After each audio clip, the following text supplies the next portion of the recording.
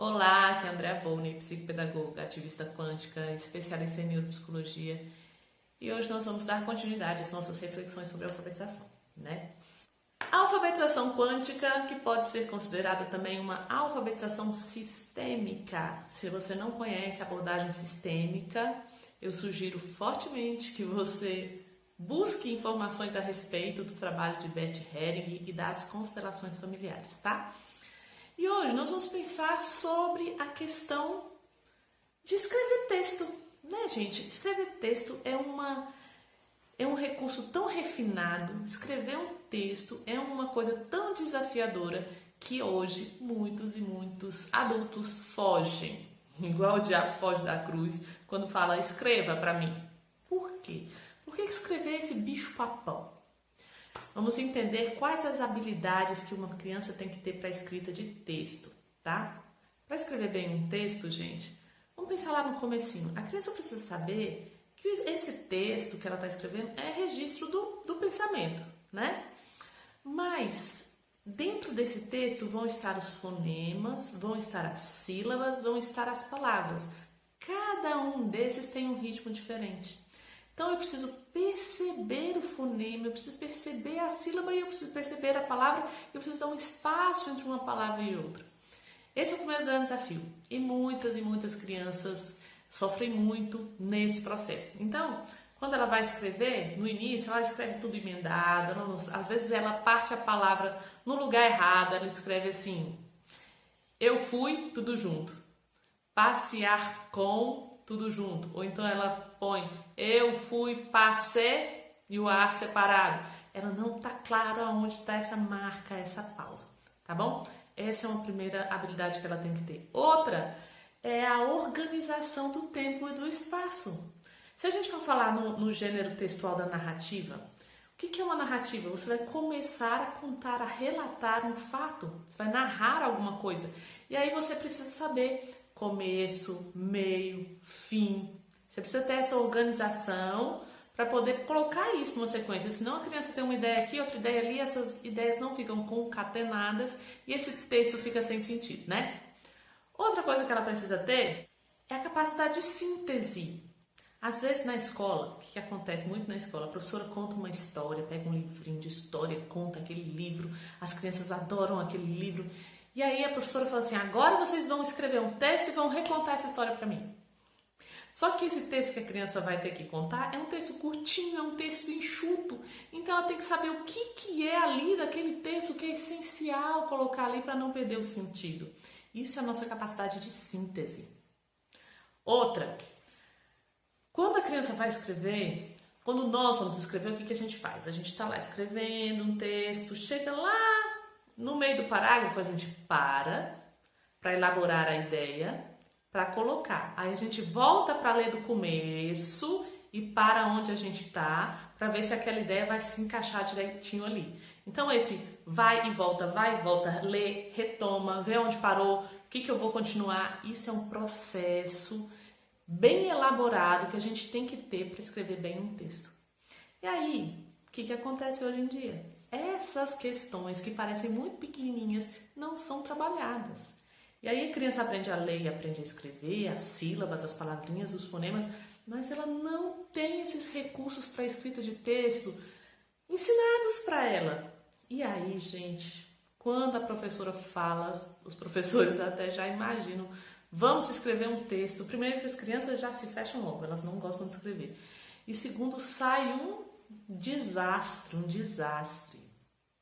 Os textos. O desastre acontece por quê? Porque é um processo, né? É um processo. Então, esse processo, para ser bem desenvolvido, ele tem que ser fragmentado em pedacinhos pequenos. E aí, quando a gente vai construir essa competência, eu não tenho que esperar a criança aprender a ler e a escrever para poder ensinar isso, não.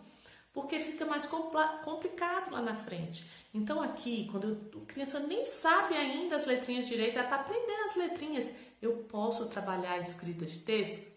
Devo.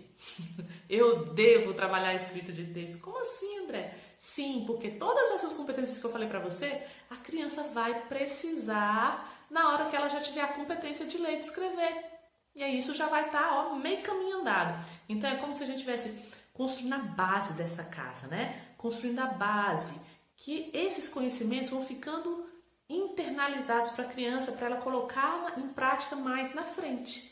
E uma criança que não sabe ler, não sabe escrever, para ela escrever, o que vai acontecer? Para ela desenvolver todas essas competências, você vai ser o escriba.